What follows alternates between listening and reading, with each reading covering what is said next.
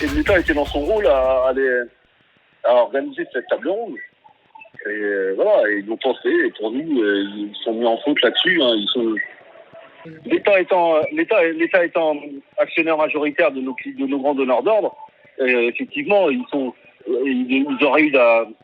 avaient tout le pouvoir de faire cette table ronde et de sauver des emplois. Et ils l'ont pas fait, donc ils sont coupables de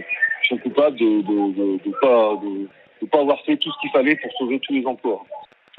Donc aujourd'hui, mardi 11 mai, donc on est au tribunal de commerce de Rouen, mobilisé donc l'union départementale CGT de la Manche avec le syndicat CGT ACPP de l'entreprise donc ACPP de Digulville, donc une entreprise de chaudronnerie qui est en redressement judiciaire depuis le 23 février et pour qui le tribunal de commerce de Rouen prendra une décision sur les offres de reprise qui seront donc déposées et étudiées ce jour.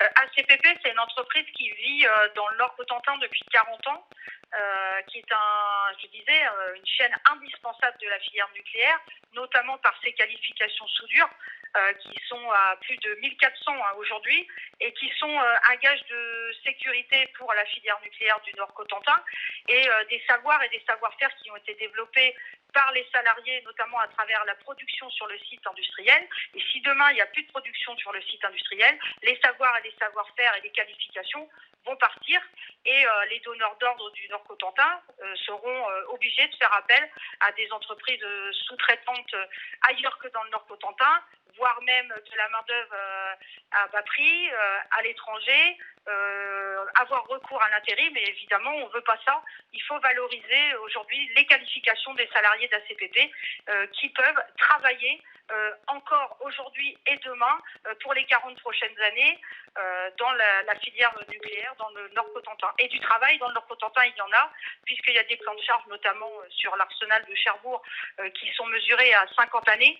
Et il y a également des chantiers qui sont prévus chez Orano par EDF, avec la construction de piscines qui ont déjà été construites dans le passé par les salariés d'ACPP. Donc le savoir-faire, il est là, il doit perdurer. Et aujourd'hui, avec ce qui s'est passé dans l'entreprise, il y a eu une prise de conscience des camarades de la CGT qui sont à l'offensive pour créer les conditions de la mobilisation des salariés et qui ont aussi permis, eux, de mettre en lumière un projet alternatif CGT, ce qui n'était pas forcément concevable encore en août 2020. Alors, c'est vrai que ce qui est important aussi de dire du fait qu'il y a nécessité d'avoir le maintien d'un site industriel comme ACPP, c'est que les qualifications soudure, elles ne s'acquièrent pas comme ça du jour au lendemain. Il y a à la fois, bien évidemment, la formation scolaire qui est importante, qui est encore présente, mais un peu moins par les organismes de formation dans le département et en Normandie. Et puis, il y a aussi, avec une école de soudure qui existait à une époque, et ce qu'on met aussi dans le projet alternatif CGT, c'est qu'il faut qu'elle perdure, cette école de soudure chez ACPP.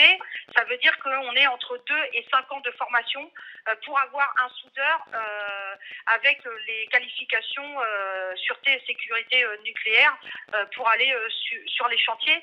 Donc effectivement, ces savoirs et savoir-faire, ils sont indispensables et ils peuvent s'acquérir sur le site industriel de Digulville, comme ça a été à une époque avec l'école de soudure, par notamment des anciens qui forment des apprentis sur le site industriel.